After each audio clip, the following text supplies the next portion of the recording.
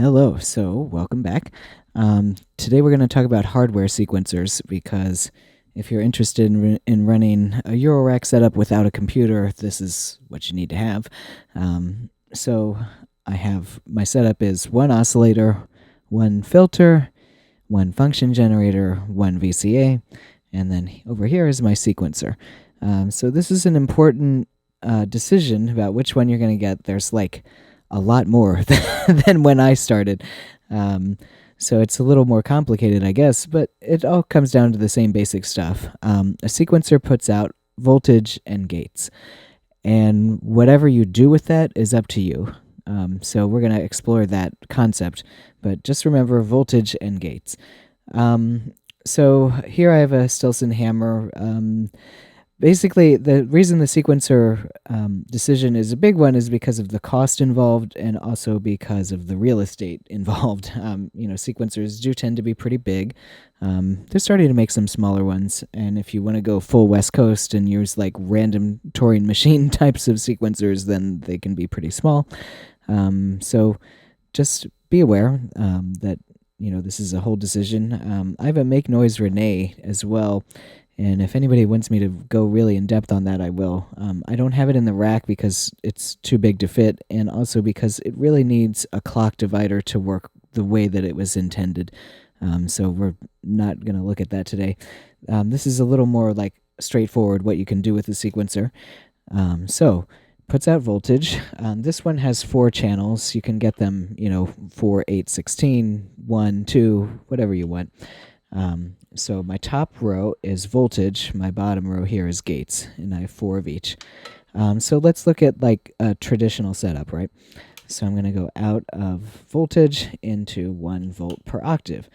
So this gives me, each of these sliders is going to control a pitch, and I can actually tell it what key. All sequencers have a little bit of menu diving, so I can say, whatever key I want. We're just going to use D, and we're going to use a natural minor. Okay, so then it's putting out voltage.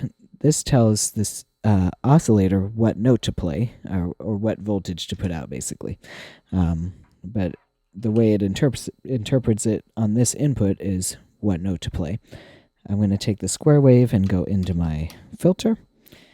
And let's see, I'm going to go out of my low-pass filter into the VCA. There's some sound. I am now. So, we're back to like nothing, just static notes happening, right? So if we go out of the gate, what a gate does is it's basically like a pulse wave, a very narrow pulse wave. And what it does is it sends out a signal that says, do your thing. So I'm sending it to my function generator. It's going to tell this envelope here to play. Okay, so the gate's triggering the envelope, and if I start the sequencer, you can see I've got lights flashing, and that puts these knobs into play. So if I turn it up, you'll hear what's happening.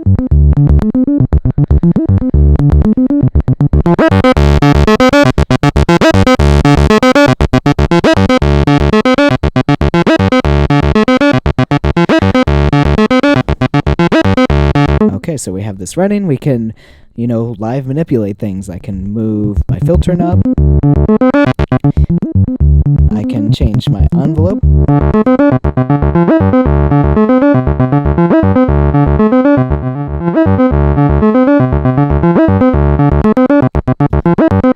Okay, and nice thing with a sequencer that has a lot of faders like this is you can change notes as you go.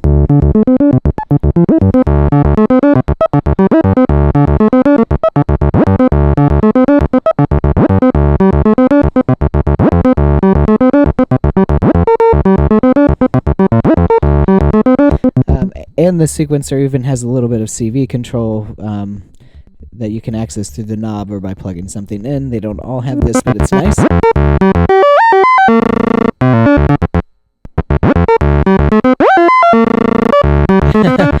So you can hear this one has a ratcheting function. They don't all have that stuff.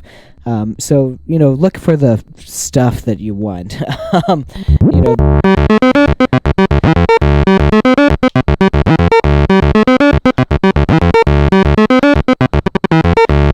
Okay, so this one has some ratcheting capabilities. It has some sliding, some like portamento types of stuff. But just pick the one you like. You're gonna have to ask people's opinions. You can ask mine. You can ask somebody you trust, and read about it and figure out what features you need. So you can also hear. This is pretty simple sounding. I can turn on an LFO here, and we can assign it to the filter, and then we get a little more movement.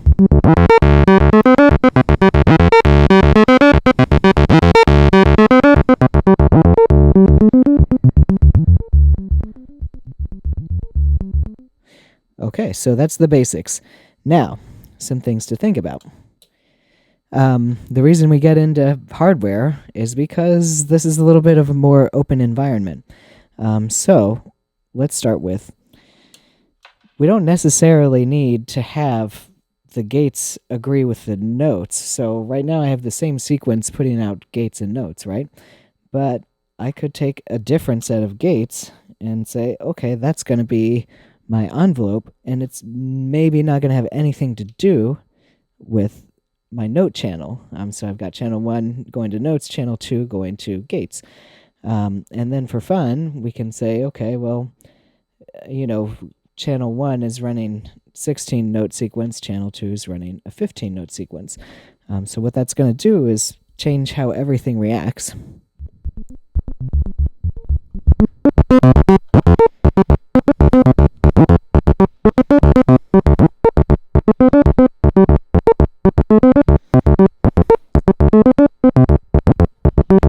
Okay, so now we've got something different happening every time because these don't align. And we can mess with that with the envelope. Alright, so already we've got huge variation just by making one simple change. Okay, so that's one thought. Another thought. Again, remember, this puts out voltage and gates. So voltage doesn't necessarily mean notes. It can mean voltage, right? So I've got my square wave here. Why don't we assign channel 3 to pulse width modulation? And we'll see what happens. So I'm going to be moving this voltage here to change the pulse width.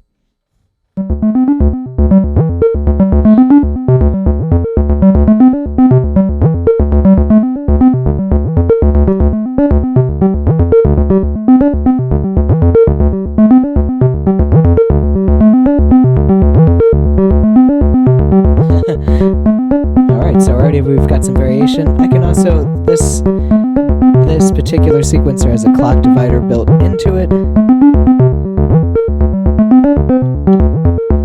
So now this third row is moving at a different speed than the other two.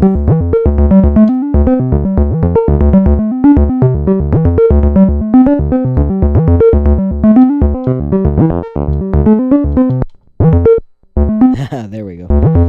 Big extreme changes, maybe too extreme.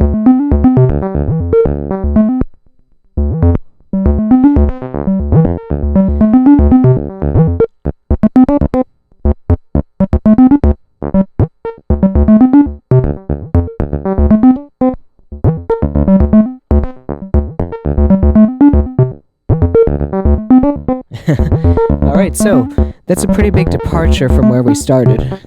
Just by using some fairly simple ideas of like, I'm going to split things up and not have the same stuff assigned to each other. So I hope this gives you some ideas.